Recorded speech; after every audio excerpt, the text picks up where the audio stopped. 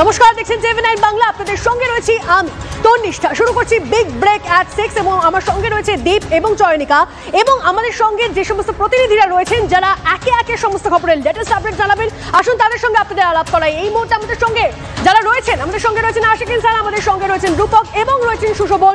তিনজন প্রতিনিধি, তিনজন রিপোর্টার সমস্ত খবরের ডিটেলস আপডেট দেবেন এবং আমাদের সঙ্গে রয়েছেন আমাদের সহকর্মীরাও। গুড়াপে প্রথম যে খবরে নজর রাখতে হচ্ছে, গুড়াপে শিশুকন্যাকে ধর্ষণ খুনে মৃত্যুদণ্ডের নির্দেশ চুঁচুড়া পক্সো আদালতের। জন্মদিনে বিচার পেল গুড়াপের এক রত্তি। এই মুহূর্তের বড় খবর, গুড়াপে শিশুকে ধর্ষণ খুনে ফাঁসির সাজা, এমনটাই আপডেট পাওয়া যাচ্ছে।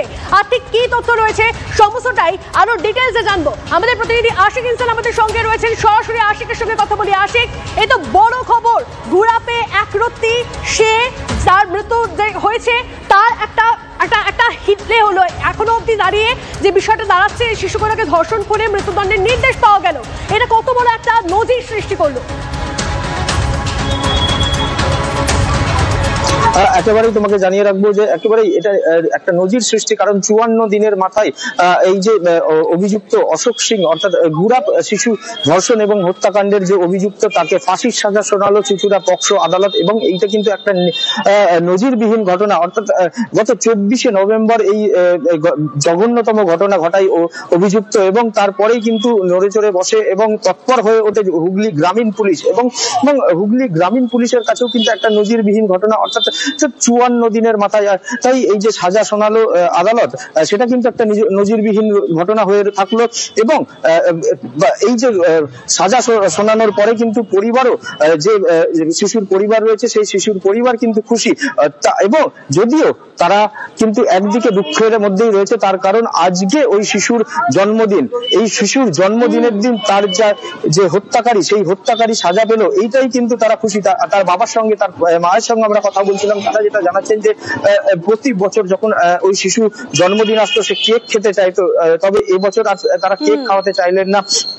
অর্থাৎ আশিক, জন্মদিনেই বিচার পেল ওই এক রত্তি। তার মা বাবা কি বলছেন শুনুন। আমার বড় বাবু এবং অনেক পুলিশ অফিসার সবাই খুব সাহায্য করেছে। কি যিনি কেস লড়ছিলেন উকিল বাবু, তিনিও খুব সাহায্য করেছেন আমাদেরকে। এতে খুব আনন্দ হচ্ছে। আজকে আমার মেয়ের জন্মদিন, তাকে তো কিছু ওকে তাড়াতাড়ি ফাঁসি দেওয়া হয়, আর যেন ট্রায়াল না করা হয়, যত তাড়াতাড়ি সম্ভব ওর ফাঁসি দেওয়া হয়, তাহলে আমার মেয়ের আত্মা, আমাদের আত্মা, সবারই আত্মা শান্তি পাবে। মেয়ের জন্মদিন, আজকে মেয়ের জন্মদিন, এইটাই আর জীবনে খুশি। আর থেকে বেশি কিছু খুশি নেই। মেয়ে আমার হারিয়ে গেছে। হুগলি পুলিশ প্রশাসন, আমাদের সরকারি পিপি, আমাদের এলাকার পার্টির লোকেরা, সমস্ত পার্টির লোকেরাই, সব মানুষ আমাকে খুব, আমার গ্রামবাসী খুবই সাহায্য করেছে। আপনারাও সবাই সাংবাদিক আমাদের সাথে থেকেছেন। গুড়াপের এক রত্তি তো বিচার পেল, কিন্তু শহর কলকাতার আকাশে বাতাসে এখন একটাই প্রশ্ন, আগামীকাল শিয়ালদা কোর্ট যে রায়দান করতে চলেছে সেখানে কি তিলোত্তমা বিচার পাবে? এই যে বিগত 5 মাস ধরে গোটা বিচার প্রক্রিয়া চলল, তদন্ত চলল, তাতে রাজ্য সরকার কিংবা সিবিআই কারুর ভূমিকাতেই সন্তুষ্ট নন। তিলোত্তমার বাবা মা তারা বলছেন রাজ্য সরকার চাইলেই তারা বিচার পেত, কিন্তু কি বলছেন তারা আপনাদের শোনাই। মানে সিবিআই কোনো কাজই করেনি। সিএফএসএল বলছে place of occurrence seminar room নয়, কিন্তু সিবিআই সেটাকে এস্টাবলিশ করে সঞ্জয় রায় একাই দোষী এটাই প্রমাণ করার চেষ্টা করছে কোর্টে। কিন্তু কতটা সফল হবে কি হবে না সেটা কোর্ট যা রায় দেবে তার উপরে নির্ভর করবে। সিবিআই তো নির্দেশ আছে। আমার মেয়ের মৃত্যুর পর থেকে দেখবেন একটা অদৃশ্য আদেশ, এটা আমাদের মনে হচ্ছে। ক্রাইম সিনের পাশের দেওয়ালটা, বাথরুমটা তো ভাঙা উচিত ছিল না। উনি চেস্ট মেডিসিনের সবার সই নিয়ে এবং নিজে স্বাক্ষর করে ওই ঘরটা ভাঙার অনুমতি দিয়েছেন স্বাস্থ্য সচিব, এবং ভেঙেও দিয়েছেন তাড়াহুড়া করে। ভেঙে দিয়েছেন টাকা, বাথরুমে এত তাড়াহুড়ো যে টালিও পর্যন্ত চেঞ্জ করা হয়েছে। 9 আগস্ট থেকে 18 জানুয়ারি, দীর্ঘ একটা সময়, প্রায় 5 মাস, এবং 5 মাস পর আগামীকাল শিয়ালদা আদালত রায়দান করতে চলেছে। কি শাস্তি পাবে সঞ্জয়? সঞ্জয় কি একাই দোষী সাব্যস্ত হয়েছে, যেহেতু তার কি রায় হবে? এদিকে গোটা ঘটনার পর সিবিআই কি তদন্ত গুটিয়ে নেবে? পরিবার কি আদৌ শান্তি পাবে এই রায় শুনে? এরকম নানা প্রশ্ন উঠতে শুরু করেছে। সবটা নির্ভর করছে প্রসিকিউশন তারা কি তথ্য আদালতে হাজির করেছেন তার উপরে।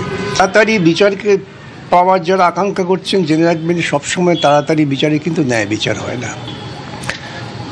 এরকম একটা ঘটনা, যে ঘটনাটা একটা সাধারণ কোনো ধর্ষণ কিংবা খুনের ঘটনা নয়, অতএব সেক্ষেত্রে তাড়াহুড়ো করা মানে হচ্ছে প্রকৃত অপরাধীদের আড়াল করার চেষ্টা। সিবিআই যে জিনিসটা পেয়েছে, সিবিআই ডেড বডিটা পাইনি, সিবিআই প্লেস অফ অকারেন্স পাইনি, সিবিআই ফিঙ্গারপ্রিন্ট পাইনি, সিবিআই সিসিটিভি পাইনি, সিবিআই নার্কো অ্যানালিসিস করতে পারিনি, সিবিআই ডিএনএ পাইনি। এবার আপনি আমাকে বুঝিয়ে বলুন, সিবিআই কি পিসি সরকার, ম্যানড্রেক, জাদু বলে নিয়ে আসবে? কিন্তু সিবিআইয়ের এই কথাগুলো কোথাও যেন বললে ভালো হতো। দেখুন, পশ্চিম মেদিনীপুরে 20 স্যালাইনে প্রসূতির মৃত্যুর অভিযোগ আগেই উঠেছিল। এখন প্রশ্ন উঠছে নতুন করে একটি অডিও ক্লিপকে ঘিরে শোরগোল পড়ে গিয়েছে এই মুহূর্তে স্বাস্থ্য ভবনের মধ্যে এবং গোটা স্বাস্থ্য ব্যবস্থায়। তার কারণ বর্ধমান মেডিকেল কলেজেও কি সেরকমই কোনো বিষ ওষুধ, 20 স্যালাইন এই সমস্ত ব্যবহার করা হতো? একটি অডিও ক্লিপ ঘিরে এই মুহূর্তে শোরগোল। আগে অডিও ক্লিপটা শোনাই, তারপর আরো বিস্তারিত জানাচ্ছি।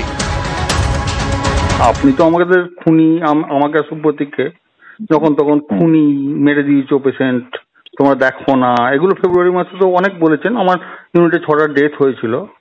তারপর থেকে তো পেশেন্ট যখন আমরা আপনার সাপ্লাই করা ওষুধ বন্ধ করে দেওয়ার পর থেকে যখন হলো, লাস্ট 6 মাসে কোনো ডেথ নেই। তো আমরা তো খুনি, তাই তো স্যার? কেন এরকম কেন? না, আপনি বলেছেন, আমার রেকর্ড করা আছে। মার্চ থেকে সেপ্টেম্বর আমার ইউনিটে একটাও ডেথ নেই। কিন্তু তার আগে আপনি আমাকে যেভাবে অপমান করেছিলেন খুনি বলে, খুনি, সিম্পলি অ্যাজ দ্যাট, আমাকে অ্যান্টি রিপ্রেশন খেতে হয়েছিল দিনের পর দিন স্যার। তার উত্তর কে দেবে? আমার জীবন থেকে 6টা মাস আপনি কেড়ে নিয়েছেন, তার উত্তর কে দেবে স্যার? আপনি তপন গাঙ্গুলিকে ফোন করে বলেছিলেন নূপুর ঘোষ ডিউটি করতে আসতে পারবে না, কারণ আপনার ভোটে, আপনার জন্য আপনার ভোটে ছাপ্পা মারছিল এখানে বসে, আপনার অফিসে বসে, সেই পুজোর সময়। কে আবার কি স্যার? কে আবার কি? আপনার নূপুর ঘোষ? ঠিক আছে, পরে কথা বলবো। না স্যার, আর পরের দিন চলে গেছে। আমি জীবনে কোনোদিন পেশেন্টের অবহেলা করিনি। সেই দেবদূত ব্যানার্জি, সেই সুপ্রতীক বসুকে আপনি অপমান করেছেন দিনের পর দিন। কেন করেছেন? উত্তর দিন। এসো ফেসো নয়, কেন করেছেন? ফেব্রুয়ারি মাসে 6টা পেশেন্ট আমার ইউনিটে ডেথ হয়েছিল রেনাল ফেলিওর হয়ে। কারণটা কি? এই আপনার জালিয়াতি, গভর্নমেন্টের জালিয়াতি ওষুধের জন্য। আর তারপর থেকে 6 মাস আমি সিন্টু ইউজ করিনি, আপনার একটা পেশেন্টের ডেথ হয়নি। আপনার তো বহুত ক্ষমতা, পারলে তো আমাকে ট্রান্সফার করে দিন বা সাসপেন্ড করে দিন, অথবা গুন্ডা পাঠিয়ে আমাকে মেরে দিন স্যার। আপনাদের তো সেই ক্ষমতাও আছে। লজ্জা করে না? ছি ছি ছি ছি, ডাক্তার হয়েছেন। এই ভাইরাল অডিও ক্লিপে বলতে শোনা যাচ্ছে একটি পুরুষ কণ্ঠ অপর পুরুষ কণ্ঠকে বলছে যে আপনার সরকারের জাল ওষুধ, নকল ওষুধ ব্যবহার করে দেওয়ার পরে গত 6 মাসে আমার আন্ডারে কোনো প্রসূতির মৃত্যু হয়নি। এই মুহূর্তে আমার সঙ্গে তন্ময় প্রামাণিক রয়েছেন, আমাদের প্রতিনিধি।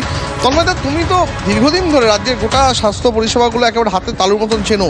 এই ভাইরাল যে অডিও ক্লিপ, কার কার গলা থাকার সম্ভাবনা, কে কাকে কোন অভিযোগে অভিযুক্ত করছে? দেখো, এই অডিও ক্লিপ পাওয়ার পরই, আমাদের হাতে যখন আসে তখন পাওয়ার পরই আমরা এটা দেখি কোন কোন নাম উঠে আসছে। নাম উঠে আসছে কি? দেবদূত ব্যানার্জি, সুপ্রতীক ঘোষ ডাক্তারের নাম, নূপুর ঘোষ, এই যে নামগুলো যখন উঠে আসছে, তপন গাঙ্গুলি, এগুলো খোঁজ করতে গিয়ে দেখা যায় তপন গাঙ্গুলি ছাড়া বাকি যে নামগুলো বর্ধমান মেডিকেল কলেজের গাইনি বিভাগের। এবং তারপরে খোঁজ করতে গিয়ে সেখানে যখন বিভিন্ন প্রফেসরদের বা ডাক্তারবাবুদের ফোন করা শুরু হয়, তখন দেখা যায় যে এই ঘটনা বা এই যে বিষয়টা রয়েছে এটা ঘটেছিল সেখানকার দেবদূত ব্যানার্জি গাইনির প্রফেসর, তার সঙ্গে মেডিকেল কলেজের, বর্ধমান মেডিকেল কলেজের সুপার তাপস ঘোষের এই কথোপকথন। এবং তাদেরকে সেই অডিও শোনায়। তারা যেটা বলেন যে তাদের যেটা শুনে তারা যা বুঝছেন, একটি দিকের গলা হচ্ছে যিনি বলছেন পরে কথা বলবো, তিনি হচ্ছেন সুপার তাপস ঘোষ, আর এদিকে দেবদূত ব্যানার্জি। দেবদূত ব্যানার্জি গতকালকেই বর্ধমান মেডিকেল কলেজ থেকে মেদিনীপুরে ট্রান্সফার হয়ে গিয়েছেন। এখানে গুরুত্বপূর্ণ যেটা হচ্ছে, সেই চিকিৎসক বলছেন তার ইউনিটে 6 জন মারা গেছে ফেব্রুয়ারি মাসে। একজন চিকিৎসক বলছেন, মানে এবার তো তদন্তের আওতায় চলে আসা উচিত, অন্তত বাকি চিকিৎসকরা সেটাই বলছেন। গুরুতর প্রশ্ন এখানে 2 নম্বর প্রশ্নটা হচ্ছে জাল ওষুধের কথা বলছেন, এবং বলছেন সেই ওষুধ বন্ধ করে দেওয়ার পর মার্চ মাস থেকে সেপ্টেম্বর বা পরবর্তী সময় পর্যন্ত একটি রোগীর মৃত্যু ঘটেনি এবং অন্য ইউনিটে রোগীর মৃত্যু ঘটেনি। তাহলে কি ওষুধের মধ্যে কোনো গন্ডগোল ছিল? এই প্রশ্নটা উঠে আসছে। যদিও এই বিষয়ে সেই সুপার তাপস ঘোষের সঙ্গে যোগাযোগ করেছিলাম বর্ধমান মেডিকেল কলেজে, তিনি বলেছেন তিনি কিছু মনে করতে পারছেন না। অডিওটা ঠিক না বেঠিক একটিও কথা বলেননি, অস্বীকার করেননি যে অডিওটা ঠিক না। 2 নম্বর দেবদূত ব্যানার্জির সঙ্গে আমরা যোগাযোগ করেছিলাম, তিনিও বলছেন আমি কোনো মন্তব্য করব না। অডিওটা ঠিক, আপনার অডিও, আপনার গলা, কিন্তু আপনার গলা মনে হচ্ছে, উনি কোনো উত্তর দেননি, বলেছেন আমি কোনো মন্তব্য করব না। সুপ্রতীক ঘোষকে আমরা যোগাযোগ করেছিলাম, তিনিও বলেছেন আমি কোনো মন্তব্য করবো না। অর্থাৎ এই যে অডিও, এই অডিও কিন্তু অনেকগুলো প্রশ্ন তুলে দিচ্ছে রোগীর সুরক্ষা নিয়ে। সাড়ে এই 6টি মৃত্যু এটাকে ধামাচাপা পড়ে গেছিল কোনো কারণে, সেই প্রশ্নও কিন্তু উঠে আসছে। এবং আমরা সব থেকে যেটা বড় পয়েন্ট যে এই অডিও ক্লিপ যখন আমরা প্রত্যেকের গলা যাদের যাদের শোনা যাচ্ছে, যাদের যাদের মনে করা হচ্ছে তাদের গলা, তাদের কাছে গিয়ে জিজ্ঞেস করি, প্রশাসনের কাছে গিয়ে জিজ্ঞেস করি এটা কি আপনার গলা, কেউ কিন্তু অস্বীকার করেননি। একদম দীপ। আর এখান